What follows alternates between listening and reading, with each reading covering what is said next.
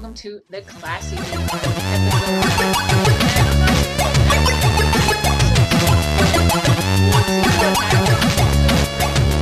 asking, who is this person and why are they telling me that they're the Classy Gamer? Well, I'm Peachy Anna, and what makes a Classy Gamer? Lots of wine. And pearls. Pearls help too. So if you don't have wine or pearls, you're not classy, so go out and get some. So today, our topic of today is Final Fantasy VII. I know, you haven't heard enough about Final Fantasy VII, so we're going to talk about it more. How exciting. We also have a special topic today, and it's the past, present, and future. I'm doing this for AJ's contest blog. Well, he has a 3-part contest. You can write a blog, or you can do a video blog, which is what I'm doing right now, or a fan art. So, to incorporate these themes, I have included 3 games. We have Final Fantasy VII, La La La. We also have Dirge of Cerberus. I know I butchered the name, but that's okay. That's as best as you're going to get. And we have Crisis Core. I know, look at that little sticker. It wouldn't come off. Fucking GameStop. Alright, so we're going to talk about Final Fantasy VII first. We're going to use this as our present game, well, because it works out as our present game. I mean, if you take all of the games into consideration, Dirge of Cerberus happens after Final Fantasy VII, and Crisis Core happens in the previous of Final Fantasy VII, so this just happened to work out as our present game. I love it, and I hate some of it, but mostly love it. The story is just amazing. I'm sure you've all played it, so hopefully if you haven't played it, I wouldn't listen. There's probably going to be some spoilers. I hate Ares. This is a well-known fact by everybody that's ever listened to Game on Radio, which you should listen to. And I just can't stand her. It's an unbridled hatred that I really have not a good reason for hating her, but she's a dumb cunt, so that's how it's gonna be. Cloud is super whiny and super funny, but you know, he's not the main reason why I like Final Fantasy VII. The main reason is, of course, Sephiroth. And why looky here! I have Sephiroth to join me in this review. How wonderful, isn't it? Wouldn't you agree, Sephiroth, that Final Fantasy VII is the best game ever? That's him nodding. Listen to Sephiroth. He knows what he's talking about. So overall, I mean, we could be here for hours and hours and I would still be going on about how much I love Final Fantasy VII. So just trust me on this. It's a wonderful game. It's got the greatest story I've ever played. I love it. Some of the characters are awesome. Some of the characters are super lame. The music is amazing. It's just been one of my favorite gaming experiences I've ever had. So you can't really beat that either. Next, we have Dirge of Cerberus, whatever the fuck it's called.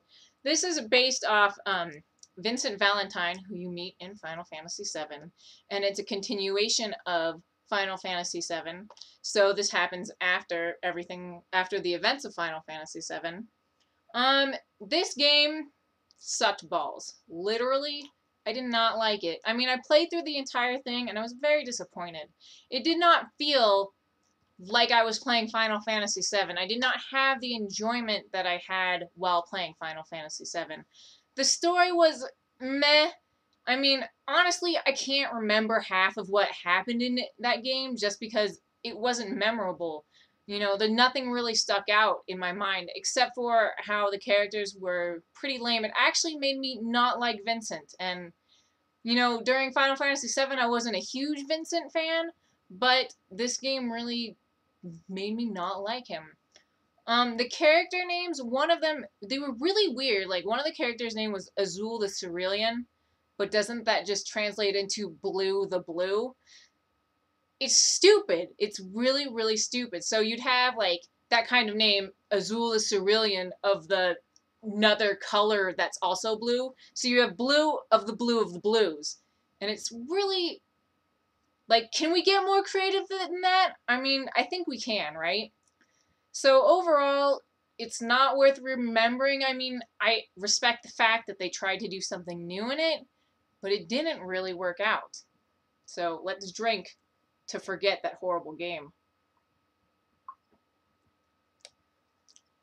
The last game we have is Crisis Core. And this is symbolic of the past, because Crisis Core, the story actually takes place before the events of Final Fantasy VII. And I know I'm really bad. I haven't beat it yet. I got it, and then I got Dragon Age 2, and then I got Pokemon, so it's been sort of put on the back burner. Don't be upset with me, Sephiroth. It's okay. I'm gonna come back to you and play. I've been having a great time with it. Like, with Dirge, like I said, I didn't feel like I was playing Final Fantasy VII, but with Crisis Core, I feel like I'm playing Final Fantasy VII again. It's got enough of the aspects of Final Fantasy VII that I love, like the materia. It's got some of the exact same music, only it's been redone and it's a lot better. It's not in that little meaty type music. So I really enjoy, well, you'll be like playing along and all of a sudden, I guess the only song I can think of is the fanfare. It comes on, and you're like, oh, that's exactly how it was in Final Fantasy VII. So all these wonderful trigger points throughout the game just make me remember what I loved about Final Fantasy VII. And the fact that it takes place before the events of Final Fantasy VII really give you some inside character development on Zack, who you didn't meet in Final Fantasy VII, but you heard a lot about, and Cloud, and how he, his character development through that. I really do like Zack, and I like seeing his side of the story. Also, it's very nice to get some Sephiroth fan stuff in there, because I'm a huge Sephiroth fan, if you didn't figure by now. So it's just really nice to get to see that. The downside to Crisis Core would be the fact that Ares is in it, and I really, really hate her. And she's almost making me like her, because she's not that bad when she's with Zack, but when she's with Cloud, I just want to shoot myself in the head. Yeah, I would definitely recommend Crisis Core to anyone that's played Final Fantasy VII. It's great. I love the story so far. Another bad thing about it is that they reuse a lot of the maps. Like when you're doing side missions, you'll be like, let's go to Wutai and we'll go fight these bad guys, and we'll go save the land. And you do a lot of these side missions over and over again, but each time it's still the same map. They'll just start you out in like a different section of the map, so you get to explore that. And it really gets old after a while, but I really haven't found that detract from the overall experience that is Crisis Core.